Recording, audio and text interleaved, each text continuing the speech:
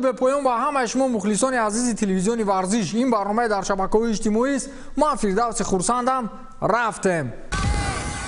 امیر خان بوکسچی کسبی از بریتانیای کبیر با آنکه که ویروس کرونا از چین پیدا شده است شبهه دارد. این در حالی است که امیر خان در صحیفه خود نوشته است که من فکر نمیکنم که این ویروس از چین پیدا شده باشد. این دروغ است. آدمان میگویند که آنها شپرک پران، مور و دیگر مخلوقات زهردار را میخورند. این چی گپ است؟ شما با این باور دارید؟ فکر من این است که این را سیاستمدارها برای آن ساختند که همه را در خانه محکم نمایند و خط علاقه نو یعنی 5G را آزمایش سازند. همچنین او دلیل آورده است وقتی که سال 2003 خط علاقه 3G برآمد برابر او خروج بیماری التهاب شوش یعنی پنومونیا با مراتب زیاد شد. سال 2009 4G پیدا شد برابر او زکام خوک دنیا را تکان داد. اکنون سال 2020 5G پیدا شد و مناره‌های او را در امریکا و چین برافروختند و خروج کرونا ویروس عالم را فرا گرفت. با من باور کنید ما فعلا از اختراع نو عذاب میکشیم، نه از یگان شپرک و مار و چیزهای دیگر.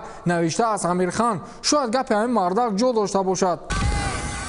در دنیا یکتا رونالدو است. پدر با پسر خود گفت که در عالم فوتبال یک رونالدو است و این هم رونالدو برزیلی که یک زمان دلها را تسخیر میکرد. این را او با پسرش چگونه فهمونید؟ در این نوار دیده می شود که نورس موی خود را با سبک کریستیانو رونالدو او داده است. پدرش از این چیز خوشش نیامد و موی سر پسرش را با سبک رونالدو برزیلی او داد. این با پسرک تماما پسند نیامد.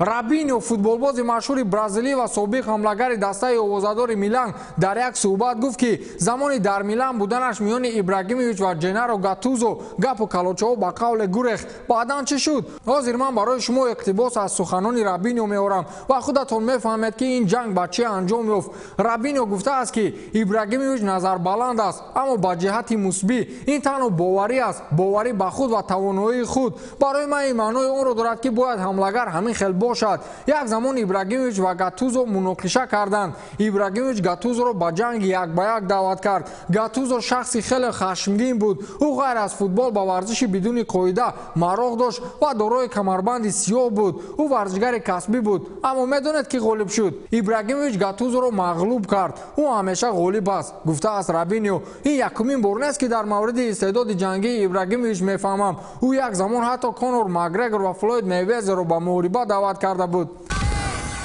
حمله‌گر روستاباری سلتا فیودر اسمولوف با روسیه برگشت و اندکی مخلصان را به شبهه درآورد. بعضی مخلصان میگفتند که اسمولوف را از دسته جواب دادند. بعدا خود اسمولوف در صحیفه رسمیش نوشته است که فعلا تمام جهان با کرونا ویروس مبارزه میبرند. این باعث شد که من به وطن برگردم و رهبریت باشگاه سلتا نیز در این کار به من یاری رسانیدند. من فقط خواستم به وطن بیایم و در نزد اهل و عائله هم باشم. من منتظم با هیئت مربیان دسته رابطه دارم و انتظار فرمان هستم. گفته است فیودر اسمولوف. شبهه نکنید مخلصانش، جای اسمولوف در اسپانیا حال خوب است.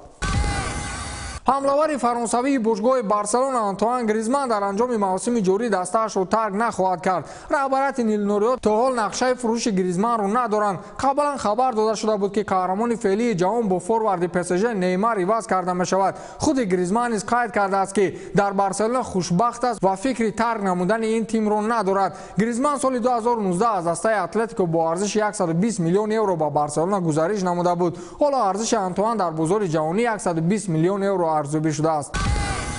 متخصص 55 ساله آلمانی هانس دیتر فلیک با دسته باواریا میونخ شرطنامه همکاریش را تمدید کرد. جانبها با موافقه آمدند که فلیک به حیث سرمربی در دسته مذکور تا سال 2023 باقی ماند. من انتظار حل مشکلات پیش آمده با مربیان و هیئت تیم هستم. گفت و شنیدها با کارل هاینز الیور کامپ و حسن سالیحمیدجیچ با یکدیگر فهمی خوب انجام یافتند. ما در یک جایگی کوشش میکنیم که در مدت کوتاه با پیشرفت‌های خوب نائل شویم. گفته است فلیک. خاطررسان میکنند که فلیک در مقام مربی باواریا ماه نوامبر سال 2019 نیکو کوواچ را عوض کرد. فعلا بازی‌های بوندسلیگای آلمان با سبب پاندمی کرونا ویروس بازداشته شدند. فعلا باواریا با کسب 55 خال صدرنشین جدول عمومی محسوب می‌یابد. با همین تمام تا دیدار نوبتی خیر.